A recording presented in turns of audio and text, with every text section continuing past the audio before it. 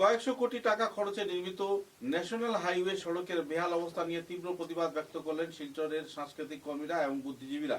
এ নিয়ে তারা সরাসরি মন্ত্রীর সম্মুখে প্রাক্তন বিধায়ক দীপায়ন চক্রবর্তীর উপর অভিযোগ তুলে ধরেন। এদিকে সভা শেষে দীপায়ন চক্রবর্তী সেই অভিযোগগুলো খণ্ডন করেন এবং একজন বিধায়ক হিসাবে উনার যা দায়িত্ব পালন করার তিনি তাই করেছেন বলে অভিহিত করেন। একসময় এই ন্যাশনাল হাইওয়ে রোড নির্মাণকে কেন্দ্র করে সাংস্কৃতিক কর্মী, বুদ্ধিজীবী এবং রাজনীতিবিদদের মধ্যে একটি উৎকণ্ঠার পরিবেশ সৃষ্টি হয়। ভাইব্রেন্ট গভর্নমেন্ট আপনারা গ্রাউন্ডে নামিয়া সব যারা ডায়াসে বলেছেন প্রত্যেকেই গরিব কর্মা, প্রত্যেকেই বরাকরের উন্নয়নের লেগে কাজ করলাম। আমরা দেখলাম, আমি একজন সংস্কৃতি কর্মীও, আমি দেখলাম আমরা জেলা গ্রন্থাগার ভবনটাও খুব তাড়াতাড়ি কমপ্লিট হয়ে যাবে। কালকে পেপারও দেখলাম কয়েকদিন পরে। তখন স্যার একটা ছোট রিকোয়েস্ট করি, এটা ডান হয়ে দিন sir, microcontrol area new Silchar area একটা অডিটোরিয়াম করুন স্যার। কারণ যে কোনো সোসাইটির যে আমি ক্যালকুলেশনে বললাম, যে কোনো সমাজের বিকাশ তখনই ঘটবে যখন তার মধ্যে সাংস্কৃতিক চেতনাটা বেড়ে আসবে, তার মধ্যে ক্রীড়াসুলভ মনোবাসনাটা বেরিয়ে আসবে। এই নিউ শিলচর এরিয়ায় অনেক জায়গা আছে স্যার। শিলচর আঙ্গেরখাড়ি থানার পাশে সেন্ট্রাল এক্সাইজের কোয়ার্টার আছে, এটা এখন জঙ্গল। ট্রান্সপোর্ট ভবন আছে, এটা এখন অ্যাবান্ডেন্ট জায়গা। ওইসব জায়গায় আপনারা যদি একটা অডিটোরিয়াম করতেন, তাহলে সারা জীবনে আপনার সবের ফটো আমরা সংস্কৃতি করি।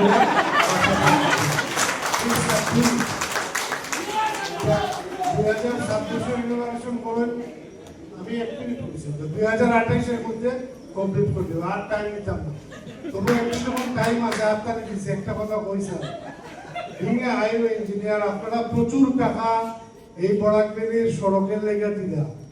গত বছর আমরা বিধায়ক দীপায়ন চক্রবর্তীর নেতৃত্বে ক্যাপিটাল ট্রাভেলস থেকে রাঙ্গেরখাড়ি পর্যন্ত একটা বিশাল কাজ হয়েছিল। কত কোটি টাকা আমি জানি না, but sorry to say NHI DCL এর কর্তা ব্যক্তির কাছে যখন গেছি, তখন they doesn't know the ABCD of highway engineering. তারা কোনো কোয়ালিটি টেস্ট সম্বন্ধে কিচ্ছু জানে না। They doesn't know Marshall stability, they doesn't know AIB, they don't know spread thickness, তারা কিচ্ছু জানে না। কাজটা হয়ে গেছে, তখন আমরা কইছিলাম যে এই কাজ 1 বছরের বেশি ঠিক করতে। যদি টিকি যাইত, আমার কথাটা ফলো না, কিন্তু আমি খুশি হইলাম না। কিন্তু আমার কথা ফলে যাওয়া আজকে আমি সবচেয়ে দুঃখী, কারণ আমার বার্তালিক প্রধান সম্পাদক এই রাস্তা দিয়ে ডেইলি যায়, আর গাতা নিচে দিয়ে যখন যায়, গাতার থেকে উদ্বাস হবে রাস্তা হয়।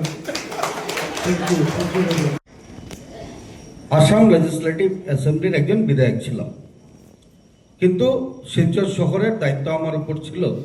তার জন্য আমি অনেক করেসপন্ডেন্স করেছি। মূল বিষয়টাতে আপনাদেরকে যেতে হবে, আমাদেরকে দেখতে হবে যে এই রাস্তাটা আজকের না, অনেক পুরনো কাজ। আমি মাননীয় মন্ত্রীকে আজকের দিনে সকলের মাধ্যমে অনুরোধ করতে চাই, গুণী মঞ্চকে, যে ন্যাশনাল হাইওয়ে অথরিটির যে রাস্তাটা, সেটা যাতে ইমিডিয়েটলি স্টেট PWD রোডসকে সেটা সঙ্গিয়ে দেওয়া হয়, তাহলে এই কাজটা সহজ হবে।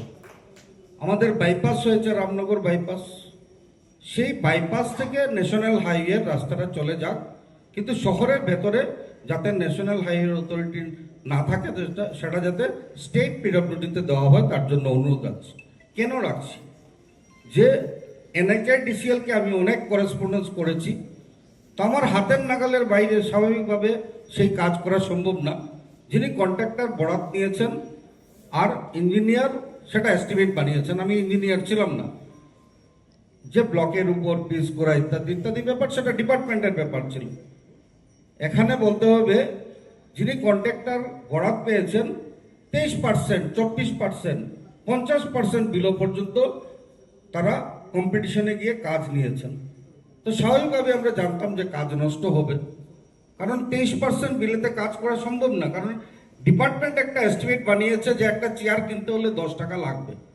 তো এটা বাজার থেকে আমি যদি 8 টাকায় পাই, তাহলে আমি কি করে রেট দিব যে 5 টাকা 6 টাকা? তাই এই বিষয়গুলো কিন্তু পাবলিক রিপ্রেজেন্টেটিভের না, সেটা ডিপার্টমেন্টের। আর আরেকটা জিনিস আমাদেরকে জানতে হবে, শিলচর শহর দীর্ঘ বছর পুরনো শহর, সেখানে PHEর যে পাইপলাইনগুলো, সেই পাইপলাইনগুলো আজকে সেই ইন্ডিপেন্ডেন্সের পর থেকে কংগ্রেস শাসিত সরকারের সময় থেকে সেটাকে আর কোনো চেঞ্জ করা হয়নি। তার জন্য রাস্তা বড় হয়েছে, পাইপলাইন মিডিলে চলে এসছে রাস্তা। পাইপলাইনে আমি বলছি আপনাদেরকে, ক্যাপিটাল টেবলস থেকে শুরু করে রাঙ্গিরখাড়ি নেতাজি স্ট্যাচু পর্যন্ত যখন কাজ শুরু হয়েছিল, একবার যখন পিস করা হয়েছিল, তারপর আমরা দেখতে পাই ইন স্ট্রেচেস সেগুলোতে জল লিক করছে। সেখানে আইডেন্টিফাই করেছিলাম আমরা 28টি পয়েন্ট আইডেন্টিফাই করেছিলাম যে এখান থেকে জল লিক হচ্ছে। কারণ কেন? যে অনেক দীর্ঘ বছর পুরনো পাইপলাইন। তার ব্যাপারেও আমার করসপন্ডেন্স ডিপার্টমেন্টের কাছে আছে। পিএইচই ডিপার্টমেন্টের সাথে আমি করসপন্ডেন্স করেছিলাম যে আমাদের প্রথম ডিউটি যে শিলচরের যে পাইপলাইনটা যে মেইন রোডের উপর দিয়ে গেছে এটাকে আমাদেরকে সরাতে হবে। অমৃতের পাইপলাইন তারপর আমরা লে করতে সক্ষম হয়েছি। অমৃতের পাইপলাইনটা এখনো কমিশনিং হয়নি। এগুলো ইতিহাস জানতে হবে আমাদেরকে। তো অমৃতের পাইপলাইন ওয়ান্স কমিশনিং হয়ে যাবে, তখন পুরনো যে পাইপলাইন সেই পাইপলাইনটা আর কাজে আসবে না। আর অমৃতের পাইপলাইনটা যদি লিক না করে, তাহলে পিচের প্রধান শত্রু হলো জল। লিক যদি না করে রাস্তাঘাট ভালো টিকবে। তাই আমি সেটা বলতে চাই যে বিগত দিনে আমাকে দায়িত্ব দেওয়া হয়েছিল, নিষ্ঠার সহিত সততার সহিত অত্যন্ত পরিশ্রম করে আপনাদের সাজেশন নিয়ে যতটুকু করার আমি করতে পেরেছি। রয়েছে তো দীপায়ন চক্রবর্তীর সাজেশন ছিল আর আমার কঠোর পরিশ্রম ছিল, সেই কথাও কিন্তু বলা দরকার রয়েছে। ধন্যবাদ।